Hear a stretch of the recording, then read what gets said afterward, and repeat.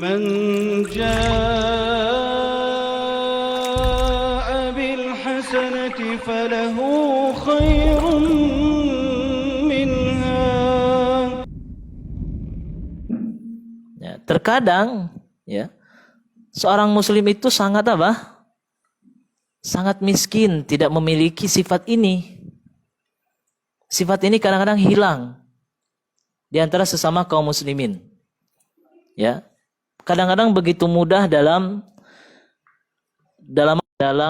memvonis, begitu mudah dalam mencap, begitu mudah langsung menuduh tanpa ada tabayyun, tanpa ada cek dan recheck, tanpa ditanya dulu kenapa dia salah. Seperti itu. Nah, disinilah pentingnya kita untuk husnudzon, berbaik sangka.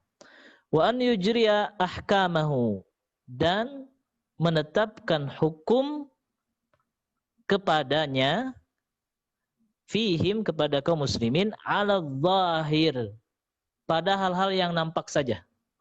Pada hal yang nampak saja. Ya, tidak harus kita menetapkan tuduhan yang tidak-tidak. Contoh misalnya, ya, teman kalian ya memakai sendal kalian. Memakai apa? Sendal kalian.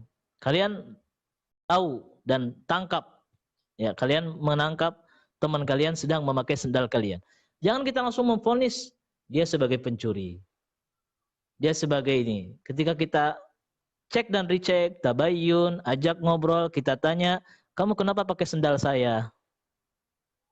Kemudian dia mengatakan, oh iya, ini saya kirain punya saya.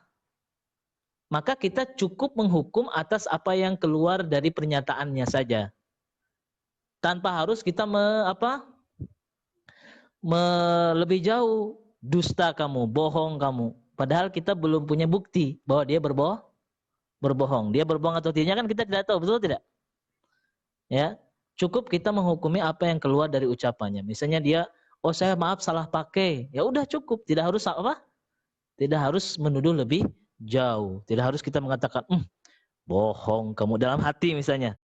Dengan ada tuduhan, Allah, bohong kamu kemarin aja. Dalam hati tapi enggak diungkapkan. Berarti dia menuduh sesuatu yang di luar apa yang nampak dari ucapan yang kita Yang kita lihat. Seperti itu. Cukup apa yang nampak saja. Ya, tanpa harus kita menuduh yang tidak. Ya. Contoh yang lain misalnya, ya, kemarin ingat ada kasus perkelahian di antara kalian? Ada kan yang sering membuli kan? Nah, ketika ditanya, kamu kenapa pukul teman kamu? Bercanda, Tad. Itu kan apa yang zahir.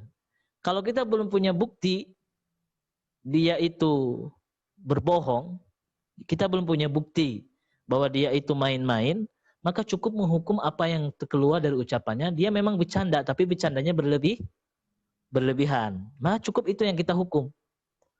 Tanpa harus kita bohong kamu. Ya, bercanda. Itu bukan bercanda, tahu misalnya. Sampai kita kita tekan, kita usir, kita hukumnya dengan yang berlebihan. Tapi harus cukup dengan apa? Yang zahir saja.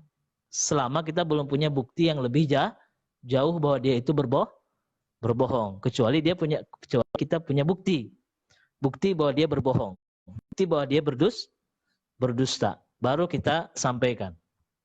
Kira-kira jelas tidak? Jelas ya? Maka kita cukup menghukum apa yang nampak dari lisannya, apa yang keluar dari lisannya. Adapun hatinya, kita tidak dibebankan untuk menghukum hatinya. Karena hatinya itu urusan siapa? Allah Subhanahu wa ta'ala. Ya. Baik. Makanya kenapa orang-orang munafik di Madinah oleh Nabi dibiarkan? Tidak dieksekusi? Halo? Kenapa orang munafik di Madinah dibiarkan oleh Nabi? Nabi tahu tidak di Madinah ada orang munafik? Nabi tahu tidak orang-orangnya siapa saja? Tahu. Tetapi apakah Nabi menghukum mereka? Tidak.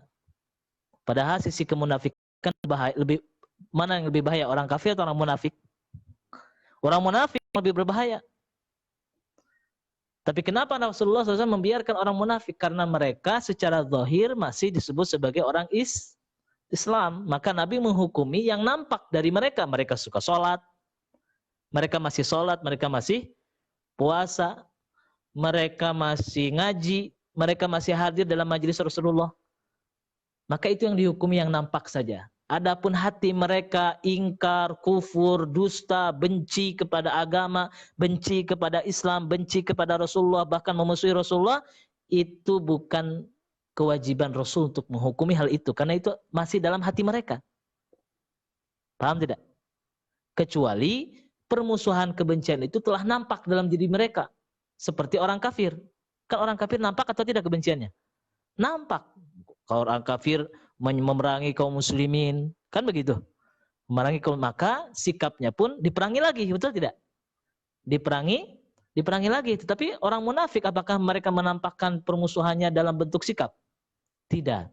Hanya dalam hati saja. Makanya Rasulullah tidak menghukum orang-orang munafik, tapi membiarkan di Madinah. Karena Rasulullah husnudzon, berbaik sangka. Tapi Rasulullah tahu bahwa itu adalah orang munafik. Bahkan Rasulullah menceritakan nama-nama orang munafik itu kepada Hudzaifah Ibnul Yaman. Makanya Hudzaifah disebut sebagai sahibus sir, sebagai sahabat yang menyimpan rahasia Nabi SAW. Ya, maka apa yang tersembunyi dalam hati orang munafik diserahkan kepada Allah.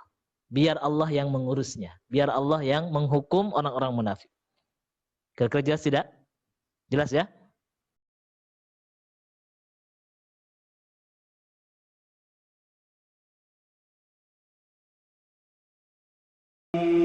من جاء بالحسنة فله خير